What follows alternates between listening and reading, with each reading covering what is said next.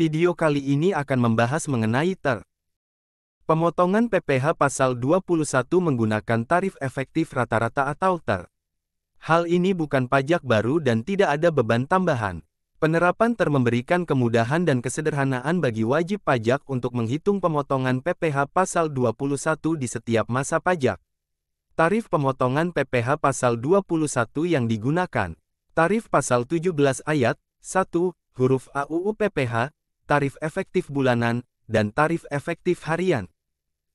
Tarif pasal 17 ayat 1, huruf A UU PPh, yaitu, untuk PKP sampai dengan 60 juta rupiah dikenakan tarif sebesar 5%. Untuk PKP di atas 60 juta rupiah sampai dengan 250 juta rupiah dikenakan tarif sebesar 15%. Untuk PKP di atas 250 juta rupiah sampai dengan 500 juta rupiah dikenakan tarif sebesar 25%.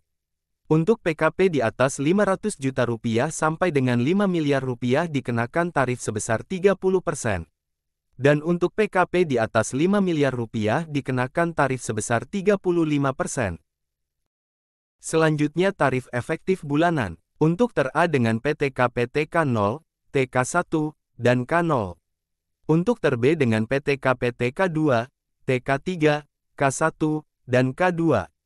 Dan untuk TER C dengan PTKP K3.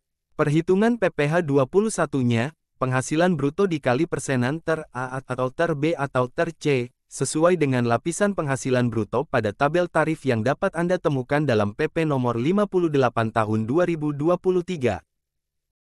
Selanjutnya untuk contoh penghitungan. Tuan R bekerja pada perusahaan PT ABC dan memperoleh gaji sebulan 10 juta rupiah, serta membayar iuran pensiun sebesar 100.000 rupiah per bulan. Tuan R menikah dan tidak memiliki tanggungan atau PTKP K0. Dalam cara perhitungan lama, gaji sebesar 10 juta rupiah, dikurangi dengan biaya jabatan sebesar 500.000 rupiah yang diperoleh dari 10 juta dikali 5%, selanjutnya dikurangi iuran pensiun sebesar 100.000 rupiah.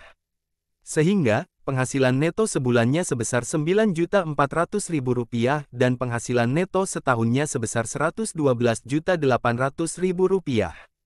Yang kemudian dikurangi PTKP setahun sebesar 58.500.000 rupiah, sehingga PKP setahunnya sebesar 54.300.000 rupiah.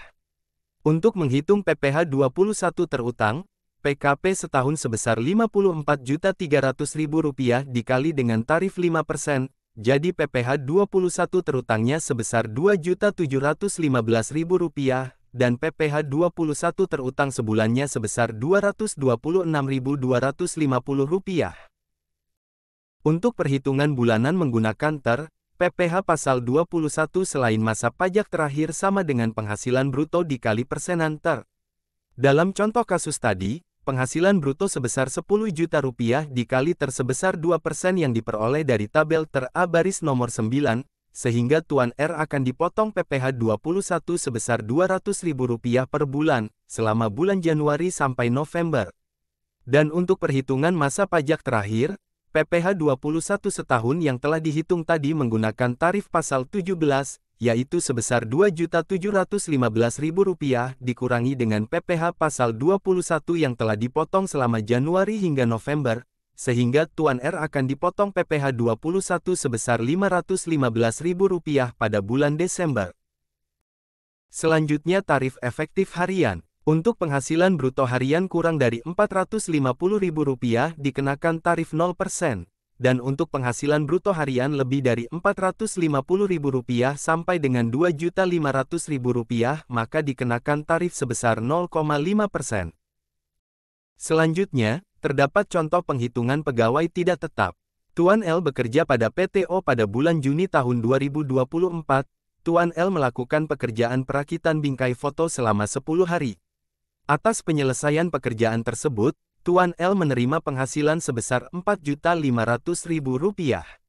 Jumlah penghasilan bruto sebesar Rp4.500.000 dibagi 10 hari yaitu sebesar Rp450.000. Untuk menghitung PPh pasal 21 menggunakan tarif efektif harian, penghasilan bruto harian sebesar Rp450.000 dikali TER harian sebesar 0%, sehingga hasilnya adalah Rp0. Selanjutnya, Tuan K bekerja di PTP.